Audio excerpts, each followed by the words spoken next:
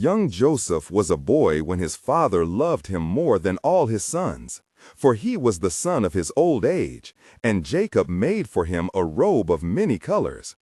The robe fell over Joseph like a banner, and his brothers saw in it the sign of a portion and a place that was not theirs. Joseph fed his father's flocks with his brothers. Yet when he came from the field, his garments shone with the dust of the way, and his heart with words that would not be hid. In those days he dreamed dreams, and when he told them to his father and to his brothers, they were not pleased. One dream he told and said, "Behold, we were binding sheaves in the field, and behold, my sheaf arose and stood upright, and your sheaves bowed down to my sheaf." His brothers answered, "Shall you indeed reign over us? Or shall you indeed have dominion over us?" And another dream he told, saying, "Behold, the sun, the moon, and 11 stars bowed down to me." His father rebuked him. "What is this dream that you have dreamed? Shall I and your mother and your brothers indeed come to bow ourselves to the earth before you?" Yet Jacob kept the saying in his heart, for he pondered its meaning in the long watches of the night, when the flocks lay low and the stars, like witnesses, looked on. So the seed of envy grew like a slow root among the brothers. They watched Joseph when he came near. The words of his dreams and his father's favor rankled them. Reuben, the firstborn, confessed his anger in secret and meant to deliver him from their wrath, but others were sharper. One day when Jacob sent Joseph to his brothers who were feeding the flocks near Shechem, they spied him from afar and conspired among themselves to rid the family of this thorn that bore their father smile. They took counsel to kill him and cast him into a pit, and to say an evil beast had devoured him. Yet Reuben would not suffer blood to be shed, and he said, "Shed no blood. Cast him into this pit that is in the wilderness, and lay no hand upon him," intending secretly to deliver him back to his father. When Joseph drew near, they stripped him of his robe of many colors, and they cast him into the empty pit. The pit was dry of water.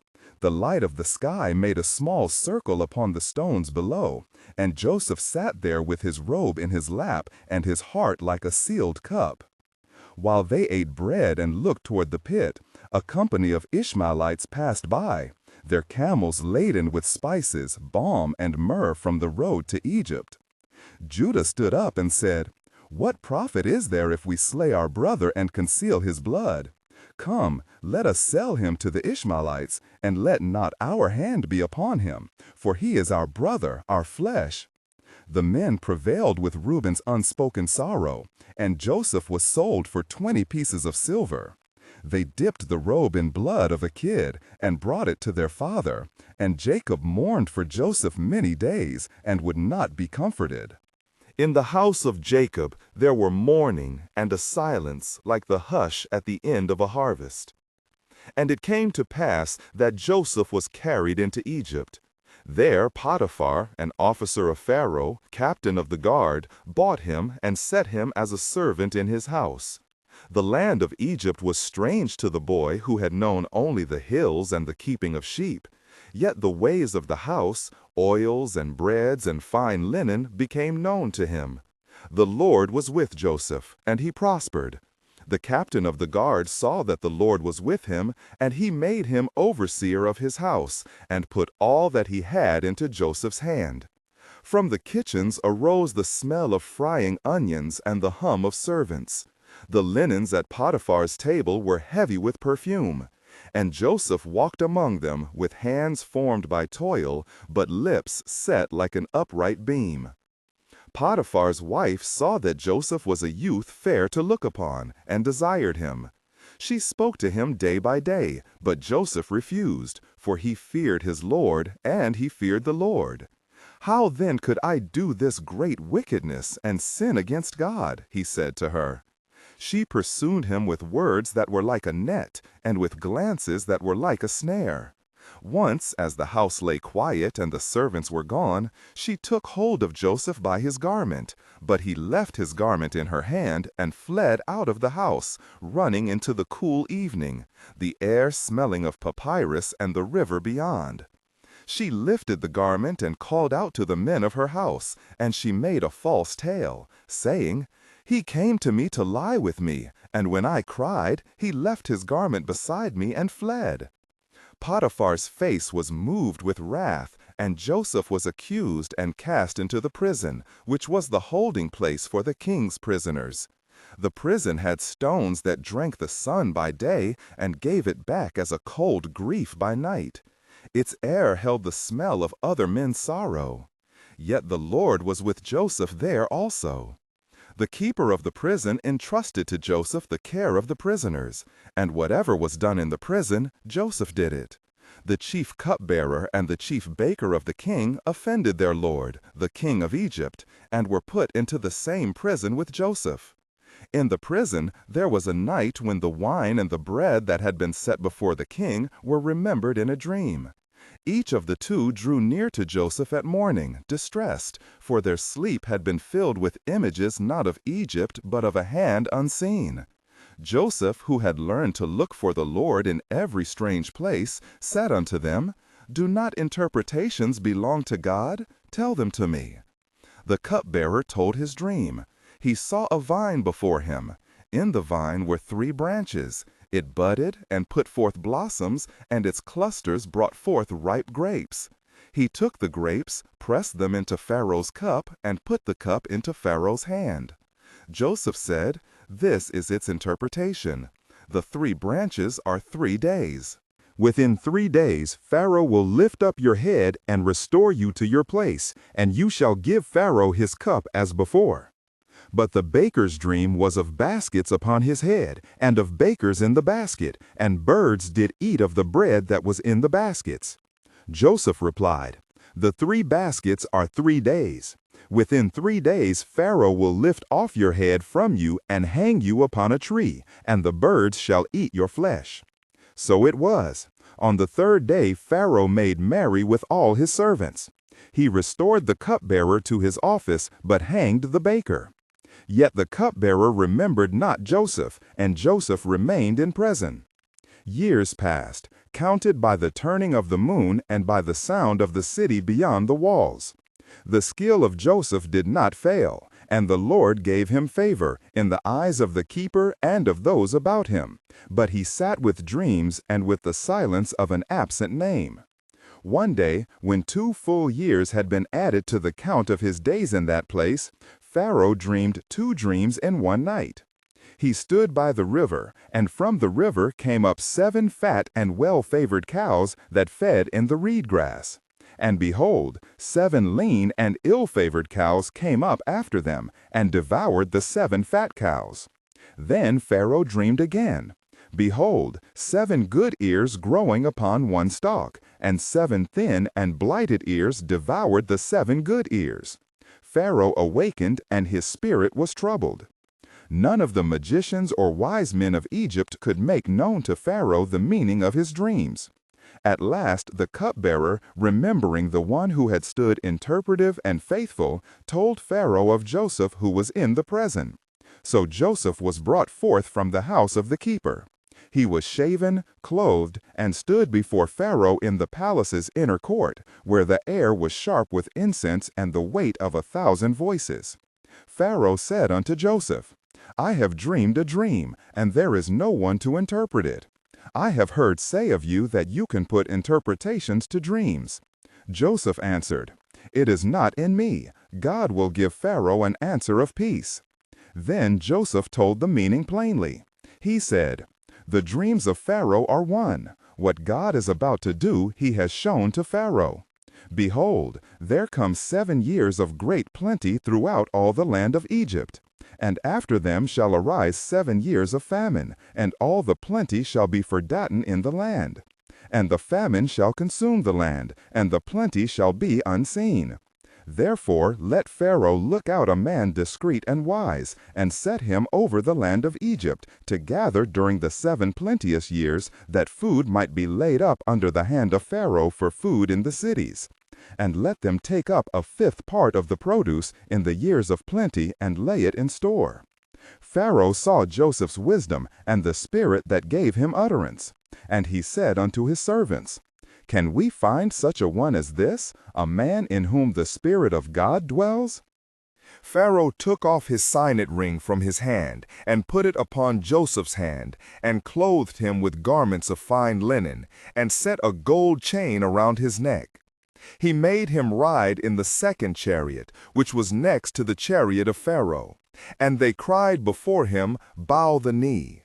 He set Joseph over all the land of Egypt. Where once he had stood with a robe torn and a pit about him, now he sat clothed in linen among the overseers of the king. They gave him authority. Governors and princes bowed before his word. The storehouses were opened at his command.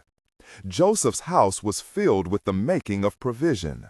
Granaries rose like mute mountains along the river plain, and barns were heaped with the fruit of the earth. He appointed officers over the land, and in every city he put the task of gathering grain in the years of plenty. People came from all the borders to buy, for Egypt was fed by his ordering. The sound of measuring and of weighing rose in the markets as in a great and sober hymn. Joseph had a name in the land, and the Lord continued to be with him. From the prison to the palace his path had been bent by an unseen hand that guided the steps of the faithful. In the years of plenty, the fathers of Israel tended their flocks and stored their store. And Jacob kept his house, and his sons remembered the past in shade and sorrow. When the years of plenty came to an end, the famine began in the land of Canaan. And Jacob heard that there was corn in Egypt. He said to his sons, Why do you look one upon another? And he sent them down to buy food for their households. Thus the sons of Jacob came before the face of Joseph, though they knew him not. For Joseph's visage, being that of an Egyptian authoritative man, was veiled with state and language foreign to their ears. They bowed themselves before him with the humility of travelers and the hunger of many moons. Joseph remembered them with a heart that was both a court and a prison. Their faces were like the faces he knew, yet years and the robes of office kept his tongue. He perceived them and spoke roughly unto them, testing the measure of their hearts. Whence come ye? They answered, From the land of Canaan to buy food. And Joseph said unto them, You are spies, to see the nakedness of the land you are come.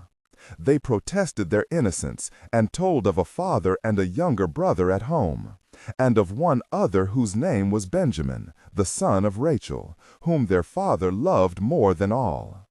Joseph set them before him 3 days, and on the 3rd day he said unto them, If ye be true men, let one of your brethren be bound, and you go and carry corn for your households. But bring your youngest brother unto me. He put their money back into their sacks that they had paid for the corn, and he gave them provision for the way. When they had gone forth and were a day's journey from the city, one of them opened his sack and found his money. They were sore afraid, and returned in haste and bowed themselves before Joseph and fell before him. He held Simeon before them, and bound him in the sight of them all, placing him as a pledge while they went to fetch Benjamin, that their hearts might be tried. The report to Jacob was heavy as a stone.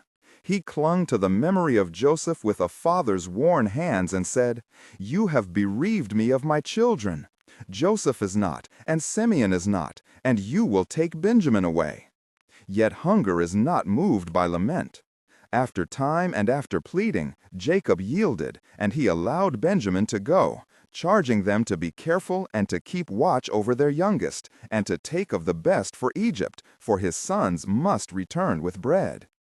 When they came again before Joseph and presented Benjamin, Joseph's heart was moved beyond measure. His bowels were troubled for his brother, but he restrained himself and bethought a test.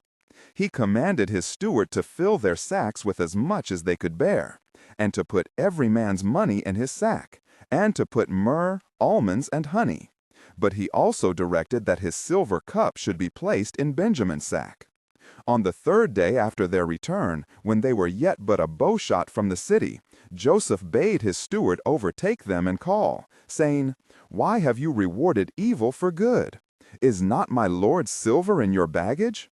They answered, "Behold, we brought again your lord's money out of the land of Canaan. How then should we steal out of your lord's house?" They searched and came upon the cup in Benjamin's sack. When they drew nigh to the place where Joseph tarried, he said, "Bring me out the men that we may search them." They bowed and they trembled, their hearts shook like the leaves in a wind. Judah stood forth among them with a speech that gathered the weight of their ancestors. He recalled the pain of their father, the absence of Joseph, and he offered himself as a pledge for Benjamin's safe return. Joseph heard the words and felt them as a breaking, yet his countenance was still as the evening. He gave command that Benjamin should be left, and that one should be taken to be a servant for Pharaoh. The brothers lifted up their voices in lamentation, and looked to the man who sat before them with a face they could not claim. Joseph then thrust them forth, but his innermost spirit trembled like a bowl of water on a stand. The hour of revelation drew near, and much remained unspoken between them. The old robe, the pit, the cup of silver, the dreams like a river that had run its course. Their hearts were set on the answer to one burning question. Would this man be moved to mercy, or would the years harden him as the sun hardens the ground? The road of the past and the road of mercy met at a doorway of speech, and Joseph's next word would be a threshold between wrath and grace. Then Joseph could no longer refrain before all that stood by him, and he cried with a loud voice, "Cause every man to go out from me." And there stood no man with him, while Joseph made himself known unto his brethren. And he wept aloud, and the Egyptians and the house of Pharaoh heard. Joseph said unto his brethren, "I am Joseph. Doth my father yet live?" But his brethren could not answer him, for they were troubled at his presence. And Joseph said unto them, "Come near to me, I pray you." And they came near. And he said, "I am Joseph your brother, whom ye sold into Egypt. Now therefore be not grieved, nor angry with yourselves, that ye sold me hither. For God did send me before you to preserve life. For these 2 years hath there been famine in the land, and there are yet 5 years in which there shall neither be plowing nor harvest. And God sent me before you to preserve you a posterity in the earth, and to save your lives by a great deliverance. So now it was not you that sent me hither, but God. And he hath made me a father to Pharaoh, and lord of all his house, and a ruler throughout all the land of Egypt. Haste ye, and go up to my father, and say unto him, Thus saith thy son Joseph, God hath made me lord of all Egypt. Come down unto me, tarry not. And thou shalt dwell in the land of Goshen, and thou shalt be near unto me, thou and thy children, and thy children's children, and thy flocks, and thy herds, and all that thou hast. And there will I nourish thee, for yet there are 5 years of famine, lest thou and thy household, and all that thou hast, come to poverty. When Joseph had said these words, his spirit was loosed. He fell upon the neck of Benjamin his brother and wept, and Benjamin wept upon his neck. He kissed all his brethren, and wept upon them. And after that their fear was turned away. Then were the faces of his brethren changed, and they could not speak one to another for joy and amazement. And Joseph turned himself about, and called for his steward. And he said, Fetch the carts out that are for my father, and for your little ones, and for your wives, and bring ye the men, that they may carry down my father, and come. Also make ready victuals for your journey, for unto the land of Canaan shall ye bring back carriage from the land of Egypt. And to each man he gave a gift. And unto Benjamin he gave 300 pieces of silver and 5 changes of raiment. He sent also wagons from before Pharaoh to carry his father's household, and he gave them provision for the journey. Moreover, he charged them, saying, Take ye wagons out of the land of Egypt for your little ones and for your wives, and bring your father, and come. Be not grieved at your way, for the good of all the land of Egypt will be with you. Tell my father of all my glory in Egypt, and of all that ye have seen, and haste ye and bring down my father hither. And Joseph abode at home in the land of Egypt. So the men took the wagons and the provision which Joseph had sent them, and they took their father Jacob and their little ones and their wives in the wagons which Joseph had sent to carry him. And they carried away out of the land of Egypt a present for Jacob for the way. For as Joseph had said, Ye shall not go away empty. When they were yet in the way, they rehearsed unto their father all that Joseph had said unto them. And when he saw the wagons which Joseph had sent to carry him, the spirit of Jacob their father revived. He said, It is enough. Joseph my son is yet alive. I will go and see him before I die. And Israel rose up from his place, and his countenance was changed. The old grief was lightened like a garment put off, and hope walked again in his steps. Thus the tidings went forth in the tents of Jacob, and the hearts of his household were stirred as a harp when the hand is upon it. Fathers and mothers, sons and daughters, flocks and herds, all that he had were gathered, and the voice of preparation filled the houses. They ungirded their sacks and set forth the best of their goods, and the cry of haste ran through the lanes, for the days of famine pressed upon the land, and the call of Joseph's hand was not to be delayed. And Jacob made ready his journey into the land of Egypt, yet his heart trembled with many memories, and he carried with him the ancient tokens of his house. He bethought him of the broken robe, of the pit, of the gray hairs of his old age, and of the son whom he had mourned. But the word that Joseph lived shone before him like a lamp in the night, and he went down into the land of Canaan to go unto his son Joseph. Meanwhile Joseph prepared his house and abode among the Egyptians, and he sought to set all things in order for the coming of his father's house. He bade that provision should be laid up, and that lodgings should be readied in the land of Goshen, for he would have that his father's household should dwell apart, in quiet, apart from the Egyptians, yet under his care. He appointed overseers and gave charge, saying, Let not my father's household lack aught. Provide for their flocks and herds, and suffer them to dwell in the good land of Goshen. So the record stood that Joseph labored in his power to gather his kin together. And messengers went forth and returned, and the path from Egypt to Canaan was filled with the tread of those that carried the glad news. The years of famine pressed, yet the promise made in the hearing of the house of Pharaoh was not small. There were wagons and raiment and silver, and the word that Jacob should come. But many things remained to be done. The faces of the Egyptians looked upon the coming of the Hebrews with wonder. The rulers in the palace took knowledge, and among the sons of Jacob there were hearts yet to be reconciled, and the old grievances that had borne them must now be folded into brotherly tending. Joseph, being a man of affairs, pondered how to bring his father and his house into comfort, and how to bestow upon them lands and ease in the midst of the strange land. Yet first the road must be trodden by their feet, and Jacob must see his son alive. So the caravan took the way toward Canaan, and the wagons creaked beneath their load. And when they drew nigh unto the home where Jacob dwelt, the sight of the wagons and of the men that returned in peace made all the household gather, and the cry of Joseph went up like a wind. Then Jacob lifted up his eyes and looked, And when he perceived the wagons which Joseph had sent to carry him, he said, "It is enough. Joseph my son is yet alive. I will go and see him before I die." And the old man's hands trembled as he took counsel with his sons.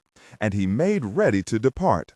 And the tents of Jacob were broken up, and the company put forth on the way to Egypt and to the land where his son reigned.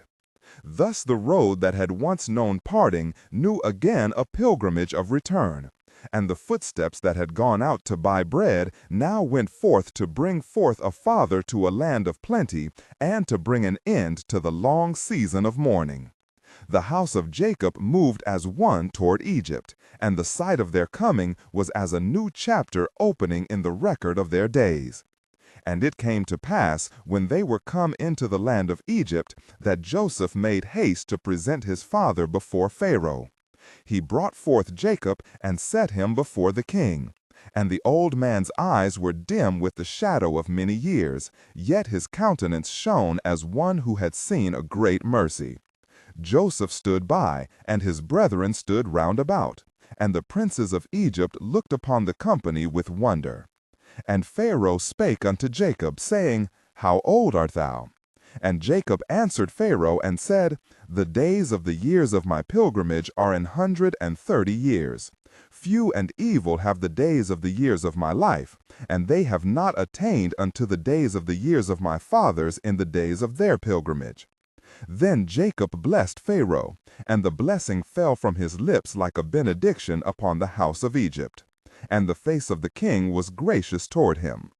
Joseph, mindful of his charge, led his father's house into the land of Goshen, that they might dwell there apart, and be near at hand for the keeping of their cattle. He gave to them the best of the land for their habitations, and provided them with such things as they needed. And Jacob took up his rest in the land where his son reigned, and the flocks and herds which they had brought with them fed upon the pastures of Goshen, and multiplied greatly. And Israel saw that his son Joseph had been made lord over all the land. And in his old age his heart was comforted, and he rejoiced to behold the house of his offspring gathered about him. He took pleasure in the children's children, and his days were filled with the quiet of home upon the banks of the Nile. Yet the famine abode in the land, and the storehouses which Joseph had filled in the time of plenty were emptied but slowly by the mouths of many. Now when the silver was spent in all the land of Egypt and in the land of Canaan for the buying of corn, the people came unto Joseph and said, Give us bread, for why should we die in thy presence? For the money is spent. Then Joseph said, Bring your cattle, and I will give you for your cattle if money be gone. So they brought their flocks and their herds unto Joseph, and he gave them bread for all their cattle according to the number thereof. And he fed them with bread for that year. But when that year was ended, and the money of the people was consumed, they came unto Joseph again, and said, Our money faileth. Buy us and our land for bread, and we and our land will be servants unto Pharaoh. Give us seed, that we may live and not die, and that the land be not desolate. Then Joseph smote the land before Pharaoh, and he bought all the land of Egypt for Pharaoh. For the Egyptians sold every man his field, because the famine prevailed over them, and the land became Pharaoh's. Only the priests' land he left untouched, for they received an allowance from Pharaoh, and did not sell their inheritance. And Joseph said unto the people, Lo, I have bought you this day and your land for Pharaoh. Behold, here is seed for you, and ye shall sow the land. And it shall come to pass, in the increase, that ye shall give a fifth part unto Pharaoh, and 4 parts shall be your own, for seed of the field, and for your food, and for them of your households, and for food for your little ones.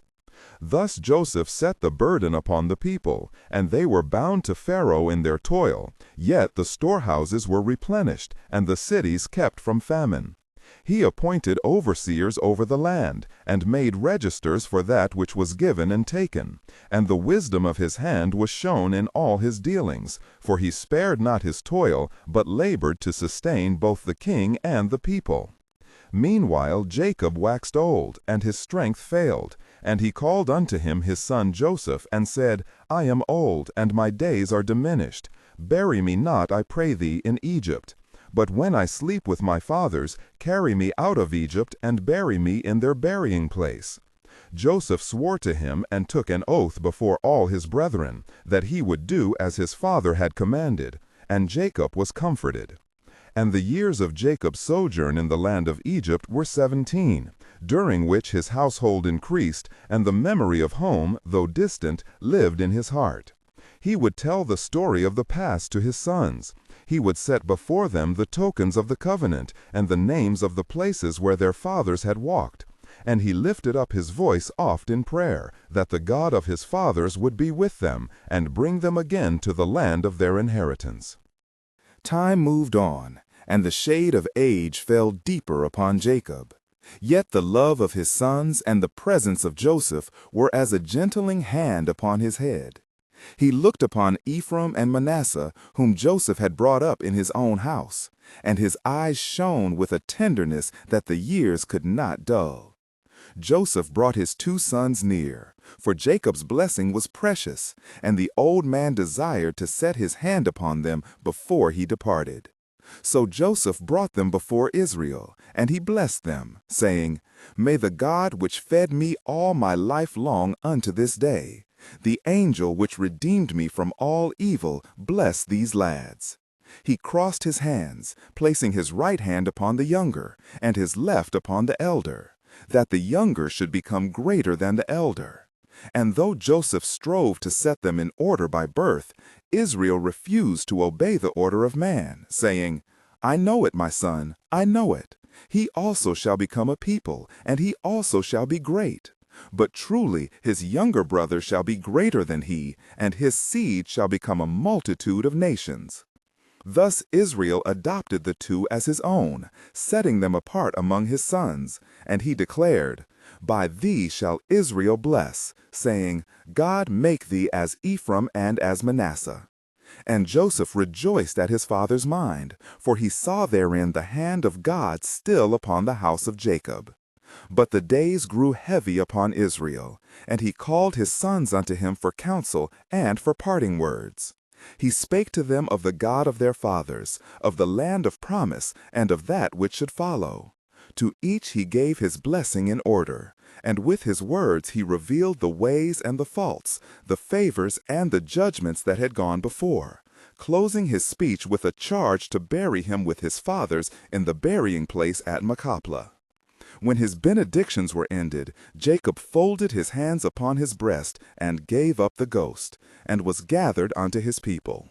Joseph fell upon his father's face and wept, and all his brethren wept with him. And Egypt heard the lamentation of the house of Jacob. They embalmed Israel according to the custom of the Egyptians, and 40 days were used for his mourning. And when the days of mourning were ended, Joseph asked leave of Pharaoh to carry his father's body into the land of Canaan to be buried in the cave of Machpelah. Pharaoh granted Joseph leave and gave him chariots and men to go with him. And a great company went up from Egypt, even the house of Joseph and all his brethren and all that he had. And there went up with him both horse and chariot. The Canaanites saw them and feared, and the memory of the sorrow of former days was kindled anew as they bore Jacob to his rest. And they buried him in the field of Machpelah, over against Mamre, which Abraham had purchased for a possession of a burying place. After that they returned into the land of Egypt. And when Joseph's brethren saw that their father was dead, they feared that Joseph would now revenge himself upon them for the wrongs of the old days. They came and spake unto Joseph, saying, Behold, thy father did command before he died, saying, So shall ye say unto Joseph, Forgive, I pray thee now, the trespass of thy brethren, and their sin, for they did unto thee evil. Now therefore, we pray thee, forgive the trespass of the servants of the God of thy father. And they fell down before him, and they said, We be thy servants. But Joseph wept when they spake unto him. And after they had made their plea, he said unto them, Fear not, For am I in the place of God? As for you, ye thought evil against me, but God meant it unto good, to bring to pass, as it is this day, to save much people alive. Now therefore fear ye not. I will nourish you and your little ones. So he comforted them, and took them into his house, and gave them provision according to the need of each. Yet the memory of the famine and the dealings of Joseph with the land were not lightly left. For the years that followed were a time of ordering, and Joseph's wisdom ruled in the land.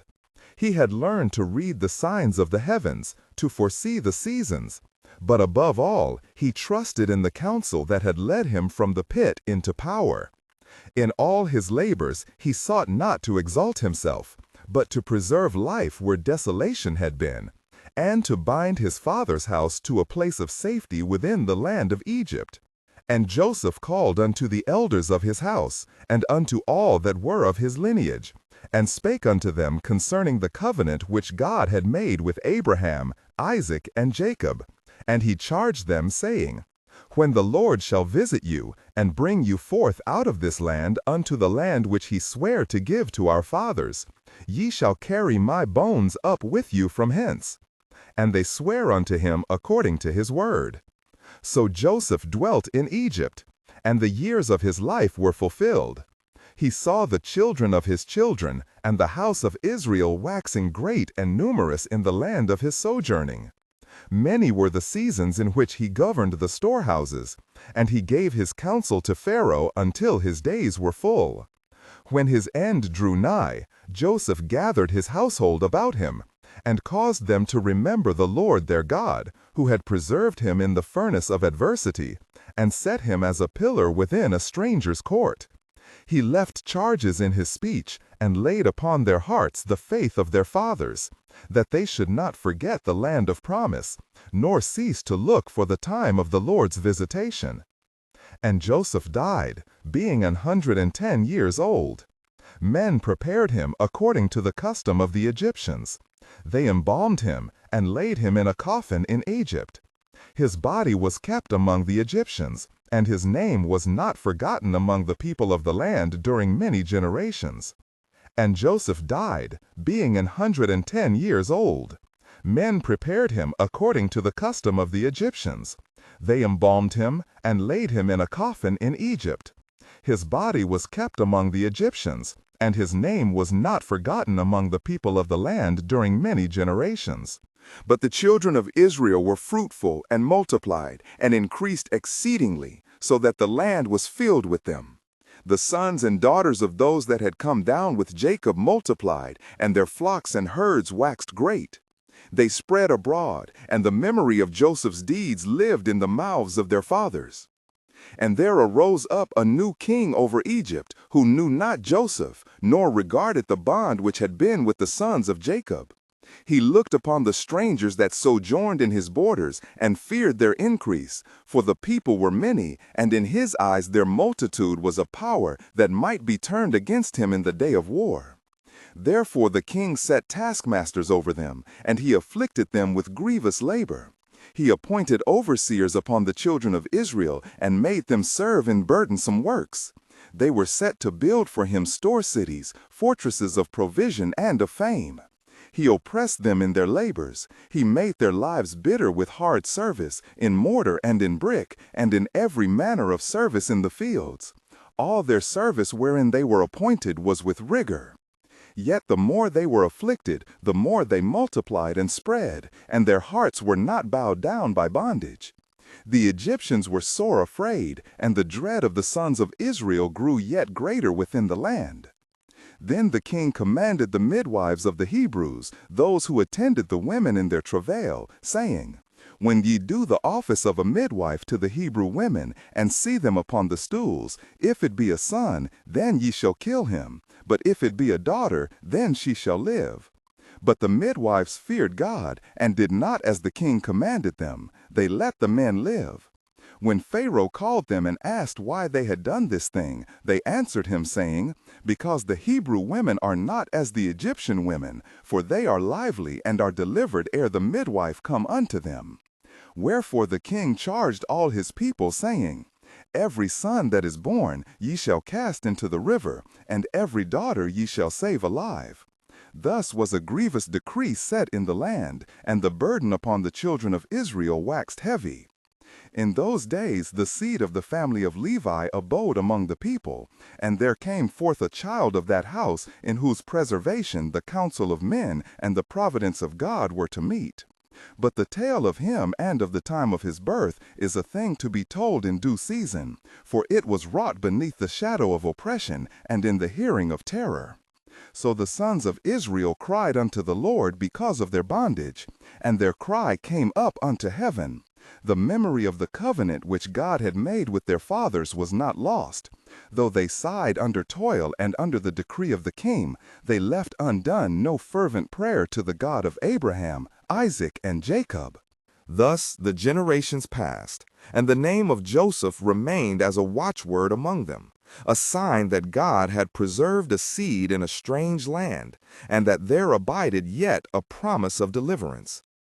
Meanwhile, the hand of the king grew heavier, and his law more relentless, and the house of Israel found themselves constrained at every turning. Yet even in the furnace of affliction there were hearts that kept the fear of God, and hands that dared to break the commandments of men when those commands were opposite to the law of life. In such hidden resistances the people were sustained, and the eye of the Most High marked those who stood for mercy and for the preservation of covenant seed, preparing thereby the way for what should come. And the tale of the midwives' faith and the secret preservations that followed spread from house to house among the Hebrews, as a lamp in darkness. Mothers whispered counsel to their daughters. Men drew close at night to weave plans of hope. And in quiet places the elders rehearsed the promise that their fathers had left them, even that one day God would remember his people and bring them forth out of the land of their bondage. So the years moved on, and the oppression waxed yet stronger, until the hour approached when a deliverer should be raised from among them, and signs should appear that the hand of the Lord was again to move for the redemption of his children. But these things were not yet made manifest openly. They lay as seed in the ground, hidden, waiting for the season. Now in the house of Levi there was a woman who bare a son, and his preservation was wrought by a mother who could not yield him to the edict. She wrapped him and hid him 3 months, and when she could hide him no longer, she cast him into an ark of bulrushes, and set it among the flags by the brink of the river. His sister stood afar to see what would befall him, and the ark was found by one who came down to bathe in the river, the daughter of the king herself. And she had compassion upon the child, and her maidens took him and nourished him as if he were of her own. So was he drawn out of the water and reared in the house of the king, and he grew in stature and in favor with God and with men. Yet the intricacies of his life and the revelation of his calling were to be declared in the days appointed, for his steps would be the rod in the hand of the Most High to strike the chains upon a people. Thus the stage was set in the land of Egypt. The seed of Jacob multiplied, the yoke oppressed them, the decree fell upon their children, and the secret mercies of the Lord kept a remnant. Between the cries of the oppressed and the dark proclamations of the king, there lay a tension that would sooner or later be broken, when the Lord remembered his covenant and raised a hand over the waters. Meanwhile, within the households and the alleys of the cities, men and women continued in their daily tasks, bearing their burdens and nurturing their children. Stories of the great Joseph were told by the old to the young, and names of the patriarchs were called at the setting of the sun. The hope they cherished was not of men, it was of the promise, and in that hope they endured. And thus the seed of the promise that had been sown in the land of Canaan, and transplanted by sorrow into fertile yet strange ground, took root and waited. For the distress had not the final word. Even as the potter molds clay, so the Lord had formed within the travail of the people a purpose that would one day be revealed in splendor and in mercy. Yet at that time the iron of bondage pressed upon them sorely. The bricks came by thousands from the hands of the captives, and the masters of the land were blind to the mercy that their overseers withheld. Every valley echoed with the sound of labor, and every dawn found the people at their tasks. And still they multiplied, and still the promise breathed in secret among them. So the years added their number, and the tale of Joseph became a memory wrapped in sorrow and in hope, a memory that the Lord would yet make as a sign and a witness when he should raise up from their midst one who would lead them out. But these things lay as yet in the womb of time, and the hearts of men beat only toward the morrow's labor and the small mercies of each day. And in that hour, amid the sorrow and the secret faith, a child was preserved whose life would be the hinge of a people's deliverance. Yet the telling of what followed belongs to the time appointed, when the Lord shall lift his hand and the covenant be fulfilled. And the child grew, and was called by the name of Moses. And he was nurtured in the house of the king as one of the palace. Yet his heart was moved toward his kinsfolk, who labored under the yoke. He beheld their burdens, and the sight of their toil gat hold of him. When he was man, he went forth unto his brethren, and looked upon their affliction.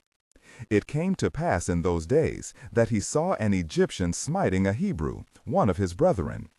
Anger rose within him. He looked this way and that, and seeing none to stay him, he smote the Egyptian and hid him in the sand. For a season he walked among the people, and they perceived not the hand that had wrought the deed. But the matter was known, and the next day as he strove between two Hebrews, the one reproved the other, saying, Who made thee a ruler and a judge over us? Wilt thou kill me as thou didst the Egyptian? Then his deed was revealed, and the king sought to slay him. Moses feared, and he departed from before the face of Pharaoh, and dwelt in the land of Midian. He sat down by a well at the eventide, and there came the daughters of the priest of Midian to draw water and to fill the troughs for their father's flock. Forth came some shepherds and drove them away. But Moses rose up and helped them, and he gave water to the flock. When they returned unto their father Reuel, he inquired of the matter, and they told how a man of the Hebrews had delivered them. Then Reuel called Moses, and he took him to his house, and Moses abode with him. He took to wife one of his daughters, whose name was Zipporah. She bare him a son, and he called his name Gershom, for he said, I am a stranger in a strange land. So Moses kept the flock of his father-in-law, and led them into the wilderness, to the mountain of God, even to Horeb. Years passed, and Moses dwelt in the solitude of the wilderness, his days measured by the watching of the flocks, and his nights by the memory of his people's tears. The sound of the hammer and the cry of the weary came to him in dreams, and the promise which his fathers had spoken lay like seed under the earth of his soul. He sought not power among men, yet the hand of the Lord would touch him in the appointed season. It came to pass at that time that the angel of the Lord appeared unto him in a flame of fire out of the midst of a bush. And he looked, and behold, the bush burned with fire, and yet was not consumed. Moses said, I will turn aside and see this great sight, why the bush is not burnt. And when the Lord saw that he turned aside to see, God called unto him out of the bush, saying, Moses, Moses. And he answered, Here am I. The voice that spoke was mighty and tender, and it declared the name of the God of his fathers, the God of Abraham, of Isaac, and of Jacob. The ground about him was made holy, and fear fell upon his countenance. Yet the words that followed were of remembrance and of mercy. The Lord spake of the suffering of his people, of the cry that had come up before him, and of the covenant he had not forsaken. He said, I have seen the affliction of my people, and I am come down to deliver them, and to bring them up out of that land unto a good and large land. Moses bowed his head, and the burden of the call pressed upon him. He trembled, and he put forth objections from his modesty and from the weakness he felt. He asked, who was he that should go unto Pharaoh and bring forth the children of Israel? Yet the Lord gave him signs, and appointed his brother Aaron, a man of eloquent speech, to be his spokesman. Thus the Lord set his hand upon Moses, and the purpose that had lain long hidden in the womb of time began to be made manifest. So the days of preparation were appointed. Moses returned to the flock, and his heart wrestled with the charge that had been laid upon him. And the Lord went before him to make crooked ways straight, and to turn the counsel of princes. Thus the stage of deliverance was drawn nearer, and the seed that had waited in silence began to sprout toward the light of the appointed hour.